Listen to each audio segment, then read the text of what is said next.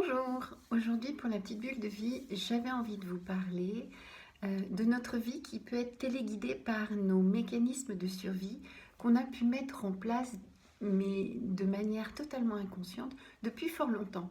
C'est-à-dire, par exemple, l'hypervigilance parce que quelqu'un dans notre enfance nous mettait en insécurité, soit par sa non-fiabilité, soit par une maladie, soit par autre chose. Et en fait, on va se mettre en hypervigilance. Mais ça, c'est un exemple parmi tant d'autres. En fait, on va mettre en place des mécanismes qui vont à ce moment-là être complètement adéquats.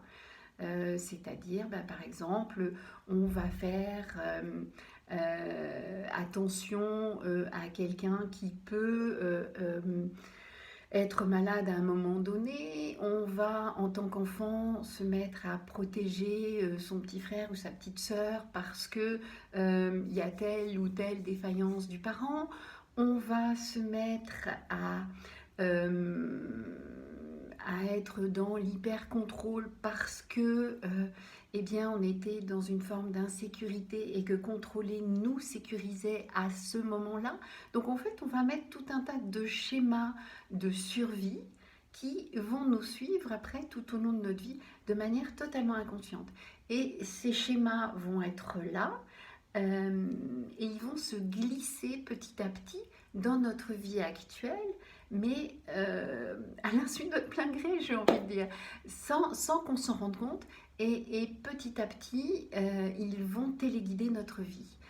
Donc moi, je vous invite à regarder en fait à quel moment vous vous mettez dans l'hyper-contrôle, à quel moment vous vous mettez à penser au pire. Dès qu'il y a quelque chose qui surgit, forcément, ce qui va arriver va être le pire, parce que c'était déjà le schéma enfant, en fait, ce qui arrivait, c'était le pire.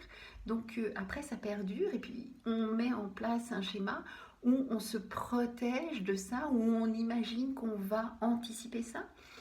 Ou alors, vous allez vous retrouver à regarder les portes de sortie dès que vous rentrez dans un endroit clos.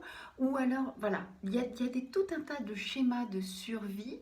Donc, je vous en cite que quelques-uns, mais il y en a à l'appel. Et ils continuent à téléguider notre vie alors qu'on n'en a absolument plus besoin. Mais le réseau neuronal est fait.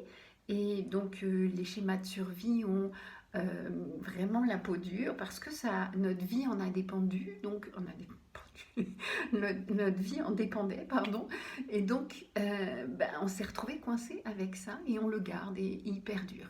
Donc ça va être juste de les observer pour déjà les débusquer et puis petit à petit pouvoir les désamorcer. Voilà. Eh bien, c'était la petite bulle d'aujourd'hui. Vous pouvez toujours m'en trouver sur YouTube, Instagram et Facebook. Bye bye.